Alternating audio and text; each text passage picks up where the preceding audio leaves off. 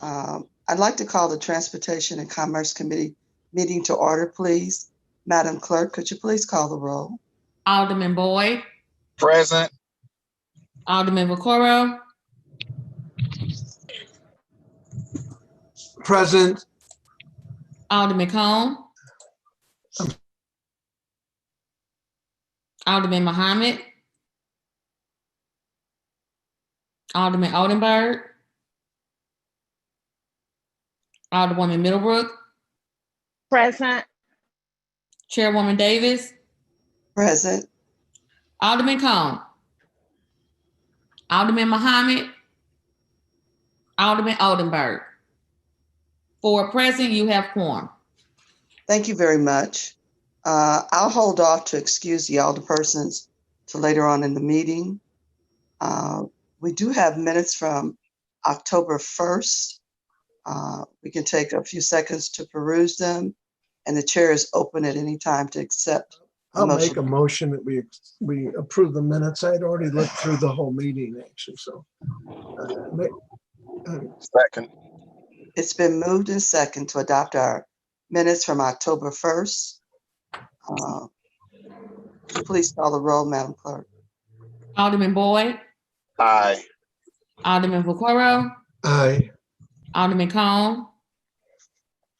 Alderman Muhammad. Alderman Oldenburg. Alderwoman Middlebrook.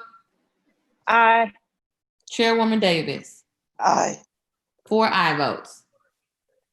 Thank you. We've approved our minutes, and now we can move on to our board bill agenda.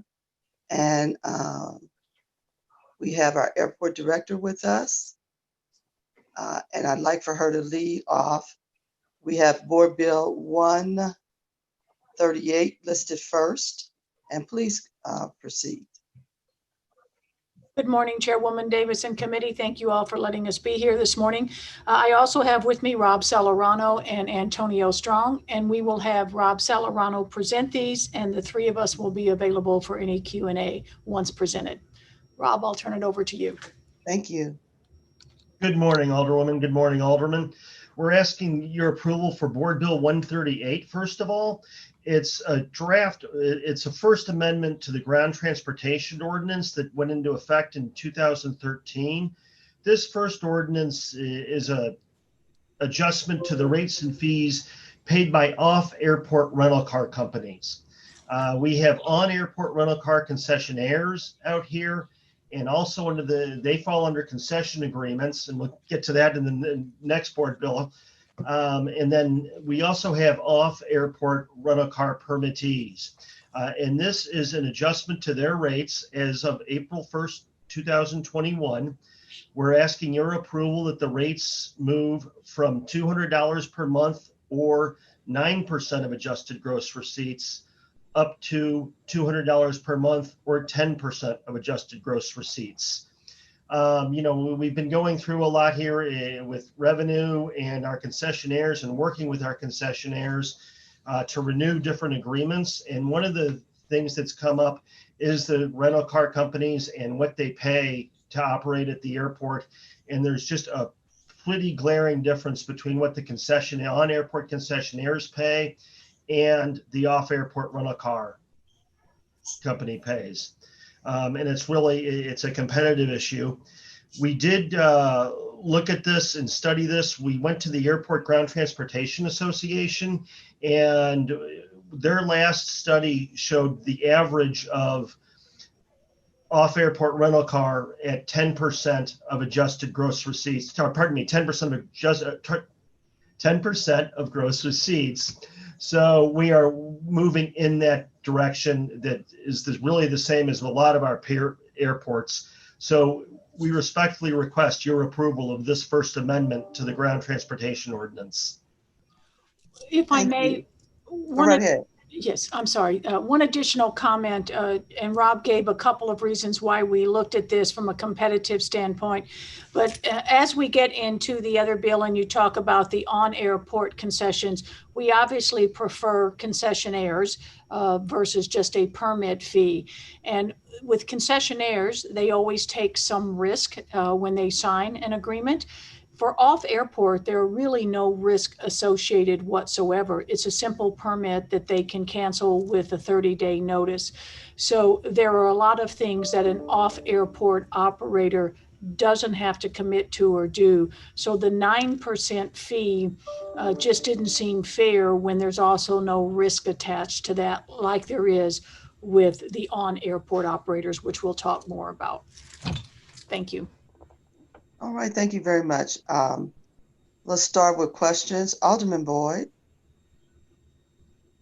I have no questions. Thank you. Okay. Alderman Vaccaro. I have no questions. Has Alderman Cone? I don't see him yet. He's here. Oh, Yeah, I have Alderman no Cone, I'm questions. sorry. I'm looking right over you. Sorry for that. No worries. No questions? No questions. All right, sir. Alderman.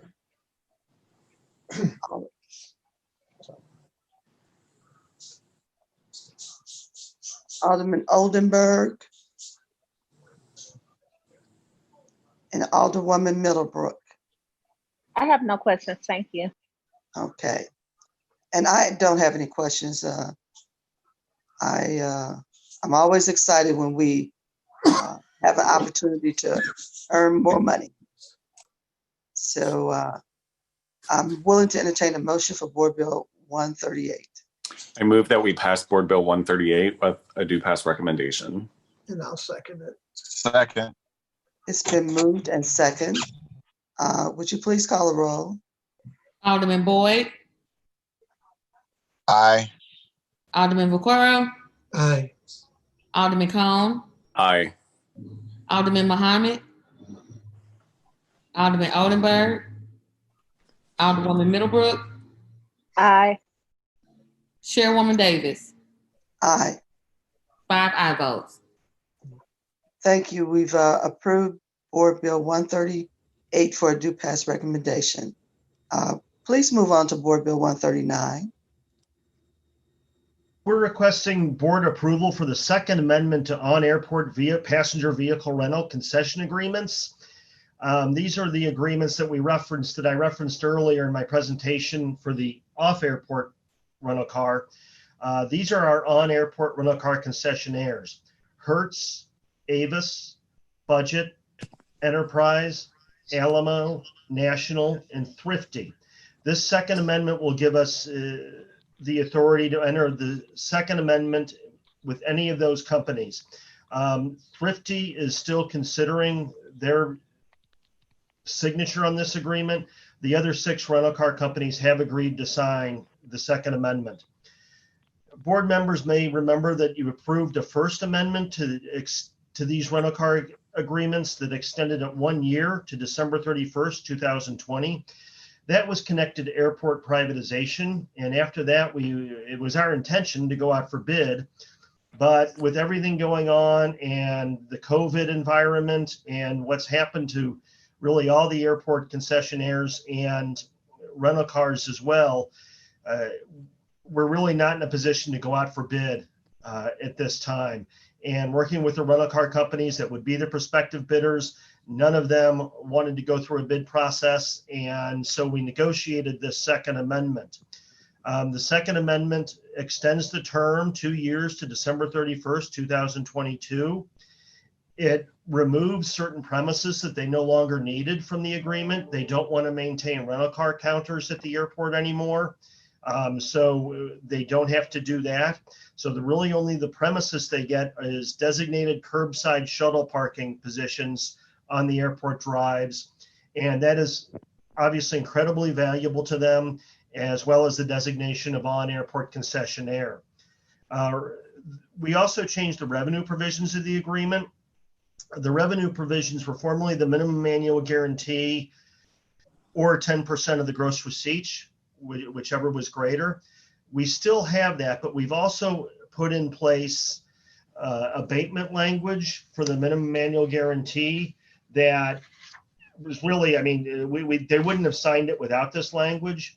And it puts in place a program and a policy in the agreements for the abatement of their minimum annual guarantee in percentages in reflection to declines in our deplanements in St. Louis. We went through a pretty difficult negotiation process, but we think this is the best for all parties, and we respectfully request your approval of this second amendment to the rental car concession agreements. Thank you very much. Let's start with questions for Board Bill 139. Alderman Boyd. No questions. And I have Alderman no Mc- questions. Okay. Alderman Cone. No questions. Beg pardon? Oh, I don't know what that was. Okay, so Alderman Muhammad and Alderman Oldenburg have not joined us yet. Alderwoman Middlebrook. I have no questions. Thank you. Thank you. I have no questions either. I'll entertain a motion to approve. I move that we pass Board Bill 139 out with a do pass recommendation. Second. Previous roll. Thank you. Board Bill 139 has been moved second, the previous roll for due pass recommendation. Let's move forward on Board Bill 140. For Board Bill 140, we're requesting the Board of Aldermen approve a third amendment to the operating agreement with ABM Aviation Incorporated. ABM operates the Super Park parking lots at the airport. The first amendment recognized a name change for ABM, and the second amendment was again related to privatization and included an extension of their agreement. This third amendment is also an extension of the agreement. It's a short-term extension of approximately 3 months. It was due to end at the end of November 2020, and this pushes that expiration date to February 28th, 2021. We have an active solicitation process. We went through a request for proposals, and we got 4 respondents. Quite frankly, the COVID events delayed our process. In general, when the companies want to propose on an agreement like this, they travel to St. Louis, they kick the tires, so to speak, they tour the parking lots, and they weren't able to do this during the current COVID environment. So they had a lot more questions and a lot more paperwork that they needed to go over. And that's what delayed the process a little bit. But we do have a process that we're moving through completion on, and this will allow us the time to complete that process with a new agreement to start March 1st, 2021. We respectfully request your approval of this third amendment. All right, thank you. Alderman Boyd, you have any questions? No questions. Thank you. Alderman Vaccaro. Just quickly, did they already pick then who the new company's going to be, is my understanding? Yes, the selection committee has chosen a new company. The company that we're going through a negotiation process with, so nothing's finalized. But the first rated proposal was from SP Plus Corporation. And ABM Aviation, the current operator, is aware of that they came in second, not first, and that we're moving forward with SP Plus. And I don't anticipate any issues. And indeed, ABM Aviation has come forward and directly told us there will be no issues with their work here. So, And Alderman Vaccaro, one additional thing is we do have some requirements in there for the retention of employees that are currently working in those positions. So Rob can speak a little further to that, but you know, that's very common in most cases when a vendor turns over where you have a fairly large amount of employees, those employees are retained. They obviously have to be employees that are in good standing as they move forward, but the company, it's easier for a company to employ those and start rather than having to go out with all new employees as well. so If I mean, so the contracts with the Teamsters and the bus drivers will all stay. They won't try to eliminate those contracts. No, I can tell you that I had a first, I'll say meeting, but it was a Zoom meeting with SP Plus yesterday. And one of the things that I'm there for job one and for them is to contact the union representatives and start those discussions.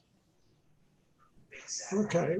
Well, okay. I mean, I'm fine with the extension. I was just curious about that because I know some of the, well, my brother used to drive there, but some of the drivers all started calling me very concerned that, the same reason they were very concerned about the privatization of the airport. Now, my brother's no longer there. He's retired, but, there was concern that this company, where are they located from?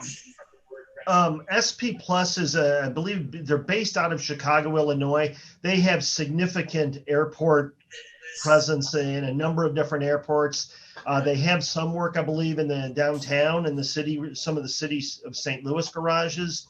But to tag on to what you said about the, employees being a little bit worried about, what the status is, that was one of the things that, believe me, that SP Plus wants to allay.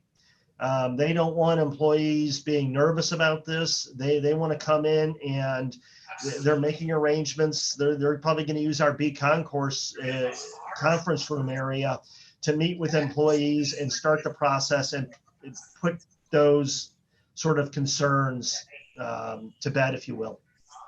Okay. Just to add on to what Rob says, obviously we have a process we have to follow for the RFP and the city procedures and then a selection committee. So all of that process has been followed and will continue to follow through the end of when we bring forward the contractor as we move into the next contract agreement. So Okay. SP stands for standard parking, I believe. Standard parking. It's, I think they've moved through a couple of iterations, Alderman, from standard parking. And then I think they combined with, they bought what was left of central parking and it sort of morphed into SP Plus.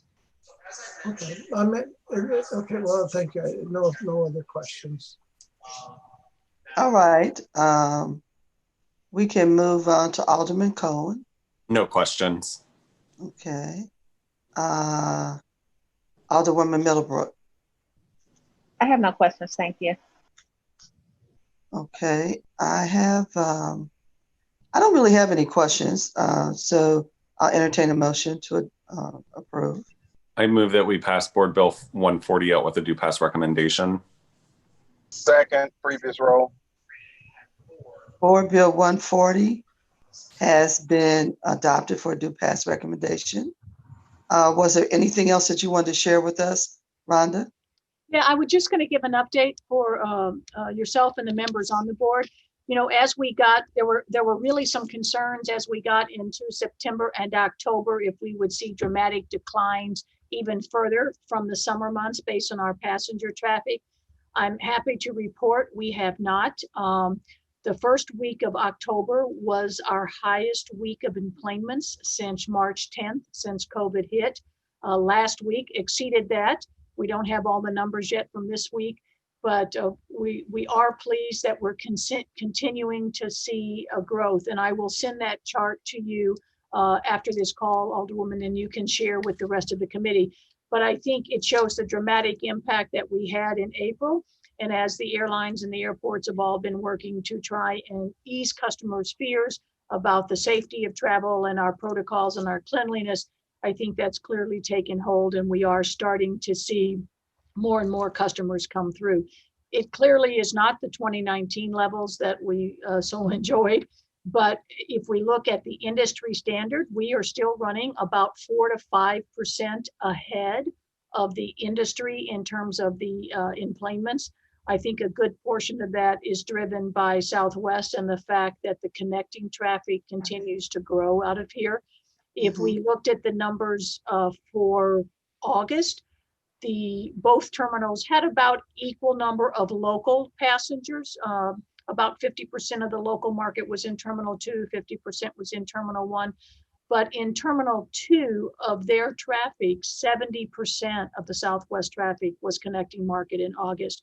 That is more than doubled of what they had been running. They had been running about 33%, and we were extremely happy and working toward trying to bring that number to 50% as they added pre-COVID and added more destinations. Obviously, when COVID hit, we were concerned about that. They continued to keep a significant amount of traffic flowing through here, and that's been beneficial to allow the airport to be able to keep more flights. So there's two graphs I'm going to share with you. One is that for all medium hub airports, we have retained the second spot. Nashville is ahead of us, but you can see the dramatic difference in terms of flight retention and the number of flights per day if you look at all the peer cities. So it's a good chart to share. And, we continue to hope with the Thanksgiving and Christmas holiday that those traffic numbers will eke up a little bit. I will also share with the committee that, while revenues are down significantly, we are holding our own just in terms of making sure that we are meeting all of our debt payments, keeping our employees on the payroll, which was a requirement of the CARES funding, and also meeting all of our operating expenses. There's still about $21 million worth of projects that we put on hold that we were going to do this year. There was an additional surface lot, the upgrade to the busport. There was a new roof on the Missouri Air National Guard. There were a handful of large equipment pieces. So we have put about $21 million of those projects on hold, not canceled, but on hold in an effort to retain cash. So I just wanted to share a little bit of that update. As I said, the team has been working really hard on cost control, but also the revenues, with the passengers growing, we are seeing a little bit more of the revenue come our way as well. And then with the aid of the CARES money, we think that we'll be able to use that throughout the 12-month window of fiscal year 21. We can draw down about 4.2 million a month to pay our debt and our payroll expenses. And so that will help us as we get through fiscal year 21. So I just wanted to give all of you an update real quickly on that, and I'll share a couple of those graphs with you after the call, Chairwoman, so that you can share with your team. Okay. Could you do me a favor, Rhonda? And I'm going to ask this of everybody. Whenever we're sharing information, always share it with our clerk, with our Board of Aldermen clerk. Okay. Yes. I just need to make sure I have, is that Sharita? I just want to make sure. That's Terry Kennedy. And yeah. I'm sorry. Yeah. Yes. Okay. That way we always know we have official records in the right place. Okay. I will do that. I will do that. Thank you so much. Was there anything else? Not from our end, unless anyone has any questions for us. I'll allow the committee members, if you have anything else that you wanted to ask based on the information you just received, and you can just open your mic and go right ahead. I don't have anything. I have no questions. None from me. None from me. All right, thank you very much for Rhonda and your team. So we'll move on to our next set of board bills, and we'll take a moment here for, let's see, it looks like we got Roland Comfort, Susan Taylor, and Tom Ray will be presenting. So are you guys online? We're here. Okay. I saw Tom and Roland earlier, but I didn't see Susan. Okay. So we have listed here first Board Bill 144. And if you'd like to, you can move forward with the presentation. Susan, you want me to do it?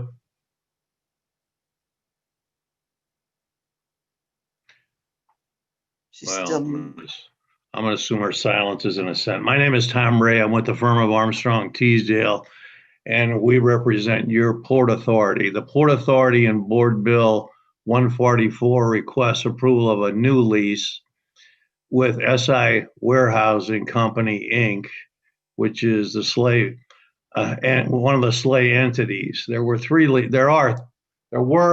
lease that has expired at Barton Street at or near, and there are two more, one of which is a 25-year lease with 11 years remaining, and one of which has reached a milestone of 10 years. So the latter two, we're asking to repeal the ordinances, authorize them and consolidate them into one lease with the SLAY entity for 1,683 feet of mooring at Barton Street. Of the two that we are terminating, we can negotiate a new rent and new terms, and we have done so at approximately $30,000 per year with a 2% escalator. The one that is a 25-year lease, which has 11 years remaining, we have to use the old base rent on, which is at about $20,000 per year. So we get 2 out of 3 with new terms. And for that, I'll take any questions. All right, thank you very much. Alderman Boyd? Who's the sponsor of the bill? Alderman I am. Davis. I am. Oh, okay. Congratulations. No questions. Okay. Question. Alderman Vaccaro? I have no questions. Okay. Alderman Cohen?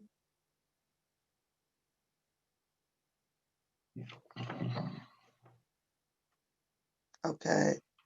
I don't have any questions. Thank you, sir. Alderwoman Middlebrook? I have no questions. Thank you. Thank you. And I don't have any questions. I do want to make a comment that I am appreciative of the due diligence that's being taken with all of our new leases and making sure that we're moving to more standard rates and bringing more revenue to the Port Authority and to the city. So I do appreciate that effort. We need everything that we can get, and so this is a good move. I'll entertain a motion to approve Board Bill 144.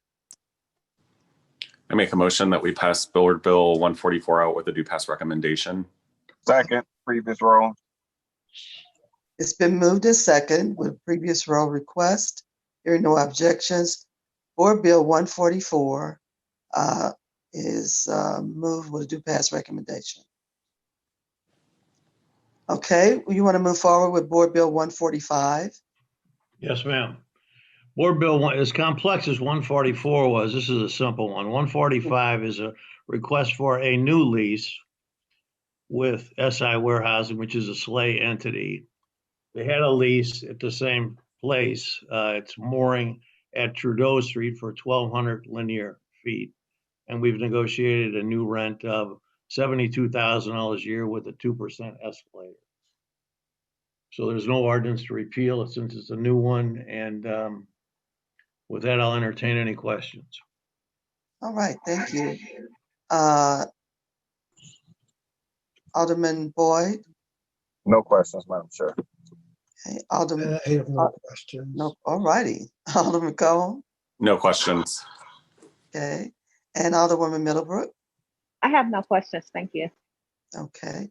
I have no questions, and I'll entertain a motion to approve Board Bill 145. I move that we pass Board Bill 145 out with a due pass recommendation. Second, previous roll. All right, move second. Hearing no objection to previous roll. Board Bill 145 is recommended for due pass recommendation. Was there anything else you need to share with us? And I'm specifically saying that to Susan.